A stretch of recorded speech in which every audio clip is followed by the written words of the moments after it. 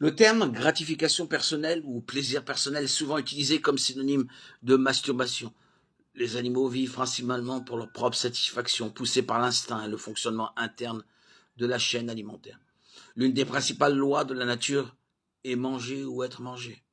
Les animaux s'accouplent en raison d'un instinct tissé dans leur ADN par le Seigneur pour maintenir le cycle de la vie en mouvement. Genèse 1, 24.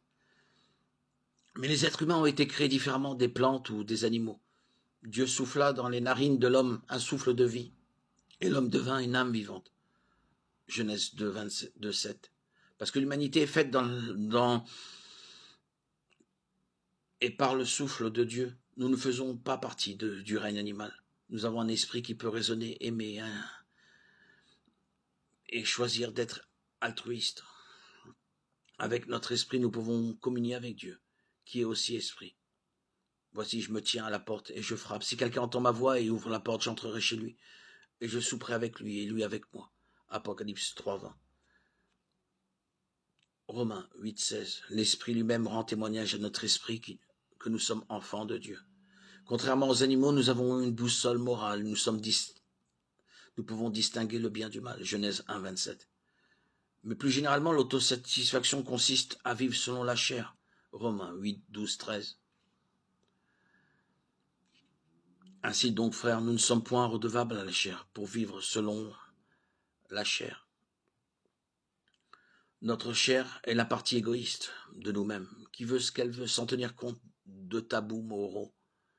L'instinct de conservation nous pousse à manger quand nous avons faim. L'instinct de satisfaction suggère que nous mangeons plus que ce dont nous avons besoin, parce que c'est bon. L'instinct de conservation nous pousse à construire des maisons qui nous gardent au chaud et au sec. L'instinct de satisfaction nous pousse à construire des maisons plus belles et plus grandes que celles de quiconque. L'instinct de conservation nous pousse à l'union sexuelle avec notre conjoint pour créer une intimité et amener des enfants dans cette intimité.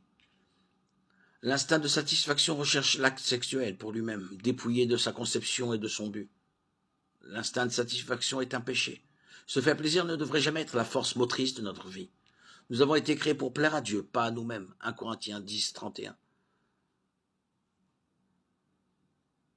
Ainsi, soit que vous mangiez, soit que vous buviez, soit que quoi que vous fassiez, faites tout pour la gloire de Dieu. 1 Corinthiens 10, 31.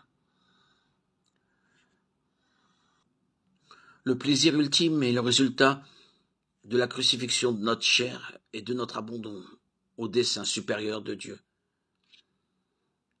Luc 9, 23.